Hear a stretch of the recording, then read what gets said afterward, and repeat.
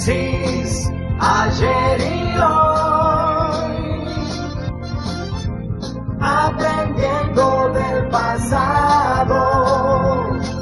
Demencis, ayer y hoy. Hace 41 años y un día empezaba el conflicto de Malvinas desde el punto de vista militar, porque la pelea desde el punto de vista diplomático y en todos los frentes, el país lo viene efectuando desde hace mucho tiempo. ¿Qué pasó después de las Malvinas?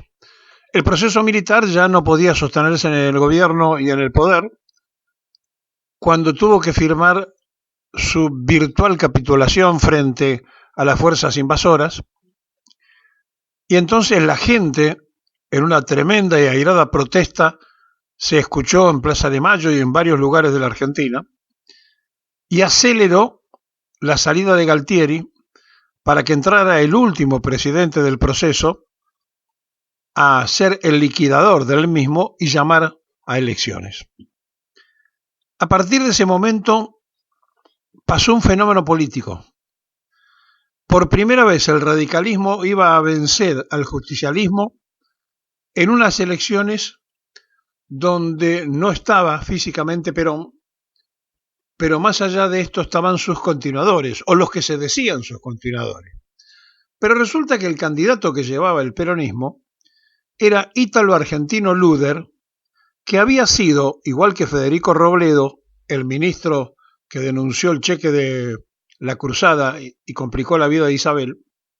Los dos habían sido electores de la Unión Democrática, porque en 1946, cuando se votó y ganó la fórmula Perón-Quijano, no ganó por el voto directo, sino que era a través de los electores. Bueno, Luder y Robledo votaban por Tamborín y Mosca. Eran de aquel sector político. Esas cosas que tiene el justicialismo los llevó como candidato a presidente a uno y como ministro al otro. Ha pasado mucho tiempo y vemos que siguen saltando de otros sectores políticos para disfrazarse de justicialistas. A veces, como se hacen frentes electorales, es una cosa más simple para ellos. Y entonces tenemos que no hay un origen absolutamente reconocido desde el peronismo, y Sergio Massa, por ejemplo, uno de los candidatos que podría llegar a ser presidente con ese voto, estuvo pagando 5 pesos por la silla que cobraban en el estadio de River Plate cuando la Unión del Centro Democrático, el partido de Alzogaray, juntaba a los propios para hacer el lanzamiento de aquel proyecto liberal. Y también estaba el que fue vicepresidente de la República y después puesto preso, Vudú, al igual que Sergio, participando de UPAU, que era el sector universitario liberal. Hoy mismo, el salto de personajes como Moró, que fue candidato a presidente de la Unión Cívica Radical y fue el menos votado en toda la historia del centenario partido, y que termina protegido por Cristina en el Instituto Patria siendo diputado nacional, o su propia hija también históricamente radical, pero que es elegida por Massa porque empieza a militar en el Frente Renovador y termina como presidenta de la Cámara, o el candidato que le sacaba a pasear el perro a Alberto Fernández y termina ungido diputado por la ciudad de Buenos Aires y que era de los irrompibles radicales. Y entonces ese transvetismo de la política hace que después se encuentren con novedades que no son manejables, que no son entendibles por la base o por aquellos que integran el movimiento peronista. Y así, buceando, se encuentran, por ejemplo, que un proyecto donde Nuevo Encuentro, que es un desprendimiento de viejos dirigentes del Partido Comunista que gobiernan Morón, aparecen siendo funcionarios su mayor referente en los distintos gobiernos del kirchnerismo, pero también aparecen ahora en sociedad con los mismos intendentes de la primera que ellos combatieron y que pusieron en riesgo de que perdieran una elección cuando Nuevo Encuentro presentaba las listas por ese lugar. Es muy difícil meterse en las mismas entrañas de la identidad política, porque uno empieza a encontrar tremendas novedades. También apareció, cuando se rompió el radicalismo entre la UCRI y la Unión Cívica Radical del Pueblo, y la UCRI termina en un acuerdo con Perón, haciendo que el voto peronista lo haga presidente Frondizi, su operador, Rogelio Frigerio, era un viejo integrante del Partido Comunista. Es notable.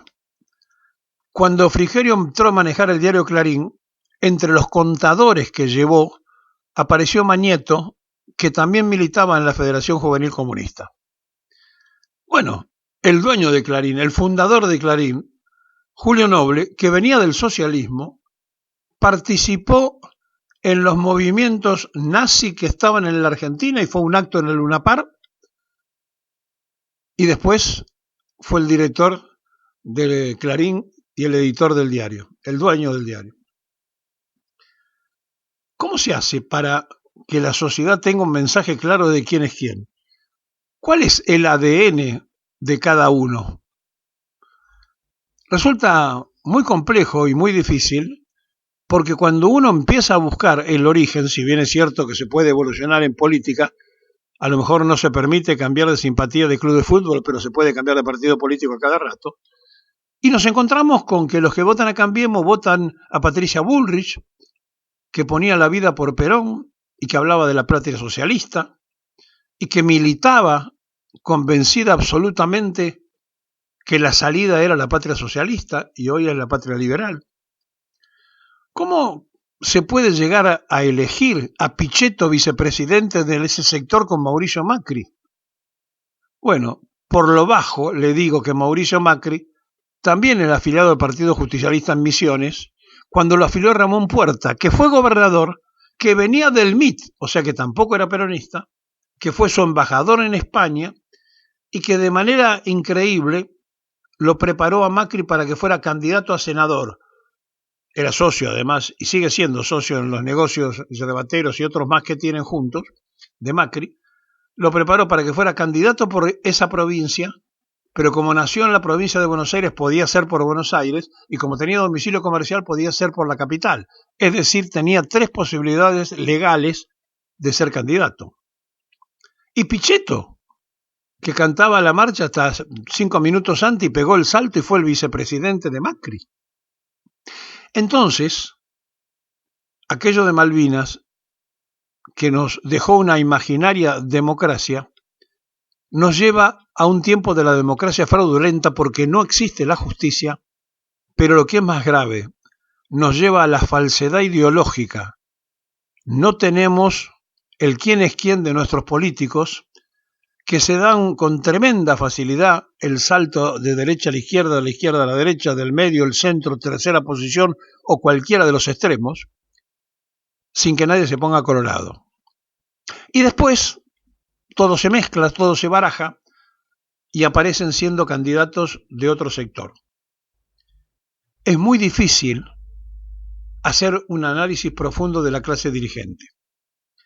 El hartazgo de la gente sobre la dirigencia política y sobre los mandantes de la dirigencia política, que son los economistas, que terminan siendo los dueños del poder, hace que hoy estemos en momentos culminantes, porque la sociedad ha votado desde las últimas elecciones siempre en contra de, difícilmente a favor de alguien. Entonces se vota en contra de para que aparezca otra alternancia, y esa otra alternancia después defrauda, pero no importa, se votó en contra de. ¿Qué va a pasar con el 40% de pobres, con 1.400.000 pobres más que no resolvió el gobierno de Fernández, el de Alberto Fernández y Cristina Fernández, y al que la gente lo votó para que se fueran los otros porque eran inaguantables? y resulta que en el reciclaje podrían volverlos inaguantables. ¿Y cómo se hace para cambiar esa realidad? 41 años y un día después hay muchas otras cosas más allá de lo que pasó en Malvinas.